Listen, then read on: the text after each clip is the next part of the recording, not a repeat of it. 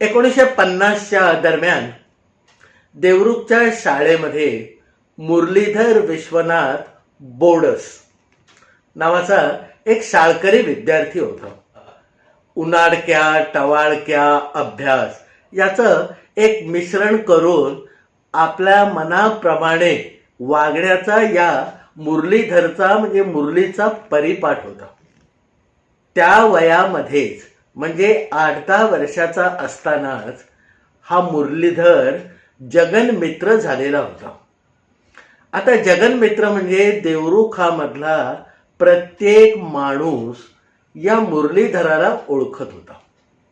कारण या मुरलीधराची एक सवय होती आणि ती सवय म्हणजे आपल्या घराच्या अंगणामध्ये खेळत असताना समोरच्या रस्त्यावरनं जाणारा एखादा माणूस याला भेटला तर हा त्याच्याबरोबर लगट करून त्याच्याबरोबर सरळ चालू पडत असे. तर विचारे, काका कुठे चालला? बाबा वाण्याच्या दुकानात चाललोय. चल मी येतो तुझ्याबरोबर. असं म्हणून हा छोटा मुरलीधर त्या माणसाबरोबर सरळ चालायला लागायचा. मग तो माणूसही याला बकुटीला धरून घेऊन जायचा. वाण्याच्या दुकानात गेल्यावर आपली खरेदी झाल्यावर एखादं पेपरमीट चॉकलेट या मुरलीधराच्या हातावर ठेवायचा आणि परत त्याला आपल्या घराशी आणून सोडायचं. आता 1950चा तो काळ म्हणजे आई वडिलांनी आपल्या मुलांची आजच्या इतकी काळजी करावी असा तो नव्हता. देवरुख या रत्नागिरी जिल्ह्यातल्या गावाची वस्तीही तशी बेतासबातच होती.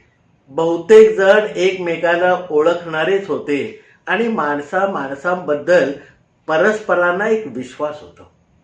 तर हा मुरली असा कुठेही कधीही कोणाही बरोबर जायचा आणि म्हणून तो जगनमित्र झालेला होता. तसंच या मुरलीधराचं दुसरं एक वैशिष्ट्य होतं, तो म्हणजे कुठे कधी बसनी जायची वेळ आली तर हा मुरलीधर छोटे छोटे 5-25 दगड खिशामध्ये घेऊन मगच बसमध्ये शिरत असे. आणि बसमध्ये एकदा खिडकीची जागा पकडून बस पूर्ण भरामध्ये आल्यानंतर आपल्या खिशातला एक एक दगड काढून तो खाली टाकत असे आणि त्या दगडाचं नक्की काय होतं हे मुरलीधर टक लावून बघत असे. कधी तो बस बरोबर त्याच दिशेने तो दगड भिरकवायचा. मग तो दगड कसा उलटा पालटा होतो, गोल फिरून बाजूला जातो. कधी तो दगड रस्त्यावर पडून परत उलटी उशी घेऊन एसटीच्या वरतीच येऊन आदळायचा.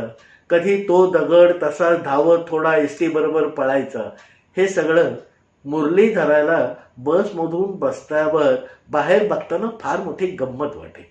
आणि मग त्याच्या हळूहळू असं लक्षात यायला लागलं की असा दगड आपण असा टाकला की पुढे जाऊन तो असा असा धावतो. हा सगळा उपक्रम मुरलीधराचा शाळेमध्ये असताना चालू होता.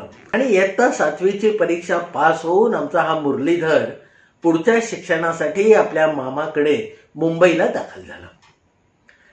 काळ कुणासाठीच थांबत नाही. वर्षामागून वर्ष निघून गेले आणि पुढच्या काही वर्षामध्ये अक्षरशः या मुरलीधराने गगनाला गवसणी घालायला सुरुवात केली.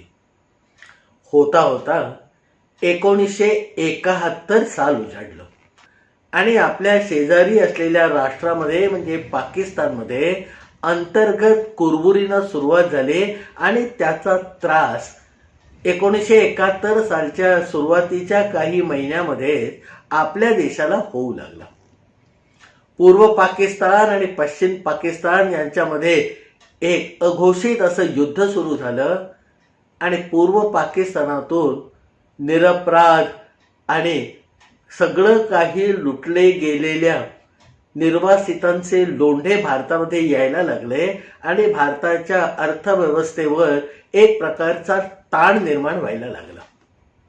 हा ताण जसा असह्य व्हायला लागला त्यावेळेला पाकिस्तानच्या विरुद्ध काहीतरी खंबीर पावलं उचलणं गरजेचं आहे असं आपल्या सगळ्या देशाला वाटायला लागलं.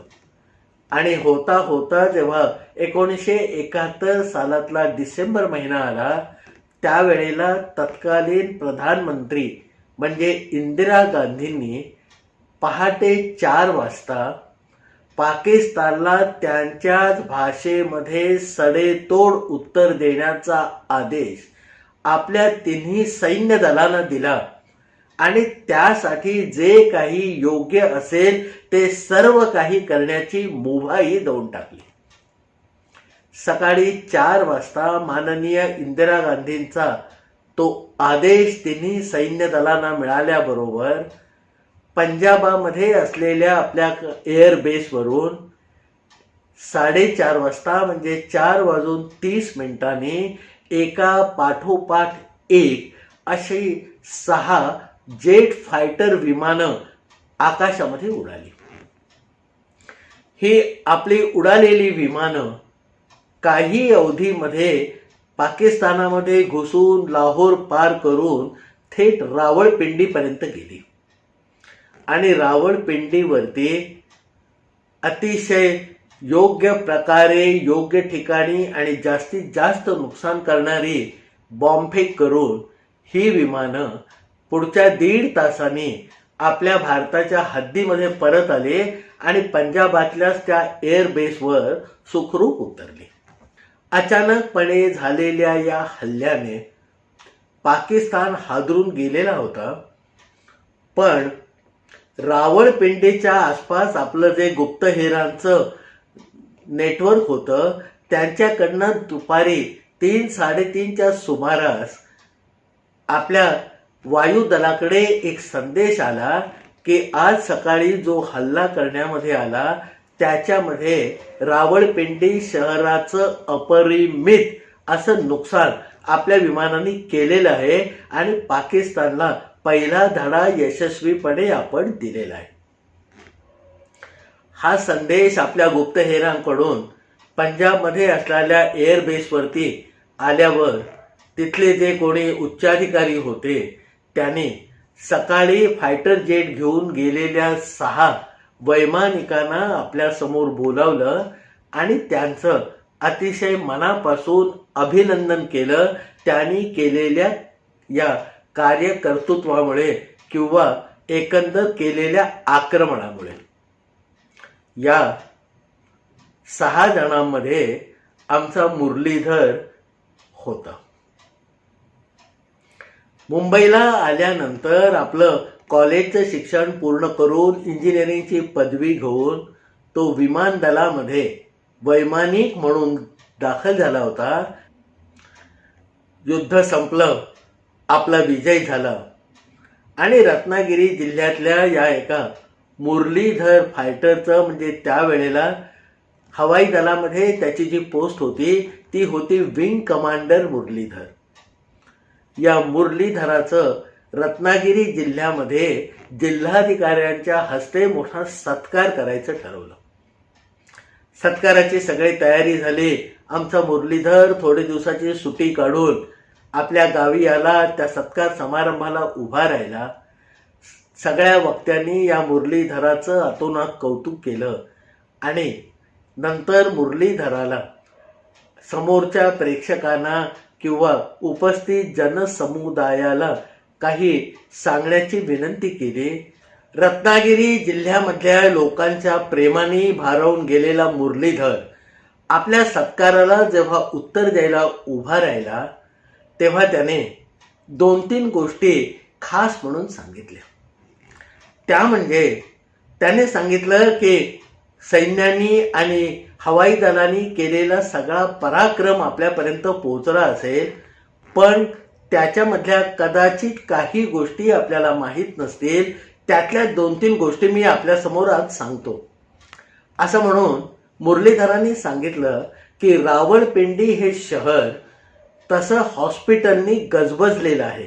म्हणजे एवढ्याशा शहरामध्ये 80च्या आसपास हॉस्पिटल आहेत आणि त्यांच्या आजूबाजूला रिहायशी वस्ती म्हणजे लोकांची वस्ती आहे. आम्हाला मिळालेल्या आदेशाप्रमाणे रावळपिंडीमध्ये असलेले शस्त्रास्त्रांचे कारखाने आणि इतर औद्योगिक संस्था नष्ट करण्याचा हुकूम आम्हाला दिलेला होता आणि म्हणून आम्ही अशा पद्धतीने बॉम्बफेक केली की या हॉस्पिटलपैकी एकाही हॉस्पिटलला धक्का लागला नाही आणि आजूबाजूला असलेल्या एकाही कारखान्याचं आता काही शिल्लक उरलेलं नाही. आणि हा रिपोर्ट रावळपिंडीमध्ये काम करणाऱ्या रेडक्रॉसच्या मंडळाने म्हणजे तिथे असलेल्या रेडक्रॉसने पत्रांनी आमच्या हवाई दलाला कळवलं होतं. मुरलीधर पुढे ओघामध्ये म्हणाला की आपण आता मला विचाराल की हे कौशल्य मी कुठून आत्मसात केलं. आम्हाला मिळालेलं ट्रेनिंग, आमच्याकडनं करून घेतलेल्या कसरती या सगळ्या त्यासाठी निश्चितपणे जबाबदार आहेत. पण मला आजही आठवतात ते चालत्या बसमधून मी बाहेर टाकलेले छोटे छोटे दगड. त्या दगडांना जी गती प्राप्त होत असे, त्या दगडांना जो वेग प्राप्त होत असे, तोच वेग किंवा तीच बघितलेली गणितं आणि अनुभवलेले क्षण मला प्रत्यक्ष वरतून बॉम्ब टाकताना आठवत होते आणि ते सगळं लक्षात ठेवूनच मी खाली बॉम्ब टाकत होतो. आणि म्हणून कदाचित ते बॉम्ब इतक्या अचूकपणे आपल्या लक्ष्यावर नेमके जाऊन आदळले असावेत. सत्य हे कल्पनेपेक्षा अद्भुत असतं.